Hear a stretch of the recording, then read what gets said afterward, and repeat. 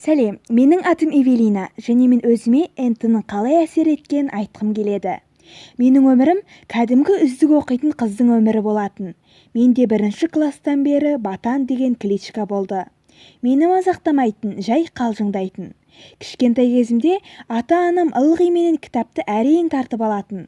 Мен тіпті 3 жасымда-ақ Абайды оқи бастадым, ал 5-те қиынырақ әдебиеттермен таныстым. Сондықтан ата-анам мен 6-ға толған кезде электронды кітап сыйлады. Мен ешқашанда 4 алмайтынмын, тек 5-тіктер және 5-тіктер. Жоқ, мен баға қумайтынмын, мен білім іздейтінмін. Оқытушылар әділ болғандықтан, менің бағам білімімнің көрсеткіші болатын.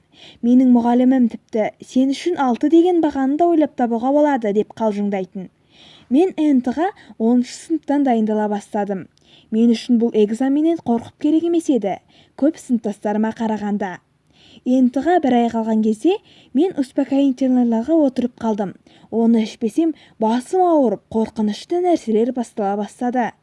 Енді міне бірінші экзамен, екінші, үшінші. Ең соңғы экзаменді жазып болып беріп жатқан кезде менің басым айналып жерге құлап түстім. Сыныптастарым мен 10 минут бойы жерде қимылсыз жаттым деді.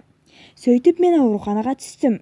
Мені бәрімен емдеуге тырысты, тіпті атқа арналған транквилизаторлармен де. Бәрі мен үшін қорықты, бірақ жарты жылда мен өз-өзіме келе бастадым. Өзіме-өзім келген соң, мен НТ-ні қайтадан тапсырдым. Оны айтпақтайын жақсы тапсырып шықтым, бірақ бір нәрсені ұқпадым. Тек мен емес, тағы да бірнеше балалар нервный срыв болып ауруханада жатты. Бұл дұрыс емес деп ойлаймын. Достар, егер сендер де экзамендерді тапсырып бітсеңдер, лайк қойыңыздар. Және мен ешқандай экзамен, ешқандай НТ денсаулыққа тұрмайды деп ойлаймын. Көргендеріңізге, назарларыңызға көп-көп рахмет.